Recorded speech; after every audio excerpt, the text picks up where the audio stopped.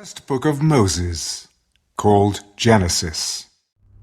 So Jacob went on his way, and the angels of God met him. When Jacob saw them, he said, "This is God's camp." And he called the name of that place Mahanaim. Then Jacob sent messengers before him to Esau his brother in the land of Seir, the country of Edom. And he commanded them, "Speak thus to my lord Esau. Thus your servant Jacob says, I have dwelt with Laban and stayed there until now. I have oxen, donkeys, flocks, and male and female servants, and I have sent to tell my lord, that I may find favor in your sight." Then the messengers returned to Jacob. "We came to your brother Esau, and he also is coming to meet you, and 400 men are with him." So Jacob was greatly afraid and distressed, and he divided the people that were with him, and the flocks and herds and camels, into 2 companies. "If Esau comes to the one company and attacks it, then the other company which is left will escape. O God of my father Abraham, and God of my father Isaac, the Lord who said to me, 'Return to your country and to your family, and I will deal well with you,' I am not worthy of the least of all the mercies and of all the truth which you have shown your servant. For I crossed over this Jordan with my staff, and now I have become 2 companies. Deliver me, I pray, from the hand of my brother, from the hand of Esau, for I fear him, lest he come and attack me.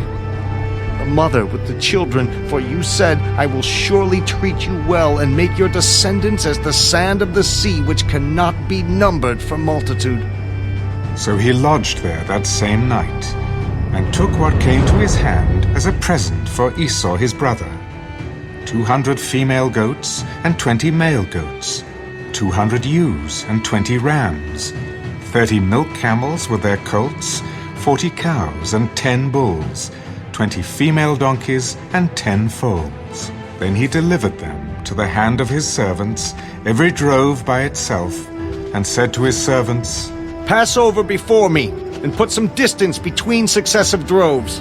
And he commanded the first one, "When Esau my brother meets you and asks you, saying, 'To whom do you belong, and where are you going? Whose are these in front of you?' Then you shall say, 'They are your servant Jacob's. It is a present sent to my lord Esau, and behold, he also is behind us.'" So he commanded the second, the third, and all who followed the droves.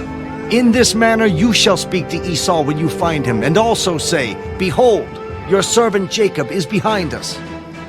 I will appease him with the present that goes before me, and afterward I will see his face.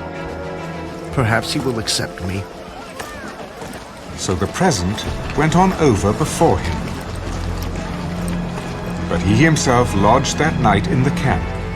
And he arose that night, and took his 2 wives, his 2 female servants, and his 11 sons, and crossed over the ford of Jabbok. He took them, sent them over the brook, and sent over what he had. Then Jacob was left alone, and a man wrestled with him until the breaking of day. Now when he saw that he did not prevail against him, he touched the socket of his hip, and the socket of Jacob's hip was out of joint, as he wrestled with him. And he said, "Let me go, for the day breaks." "I will not let you go unless you bless me." What is your name? "Jacob." Your name shall no longer be called Jacob, but Israel. For you have struggled with God and with men, and have prevailed.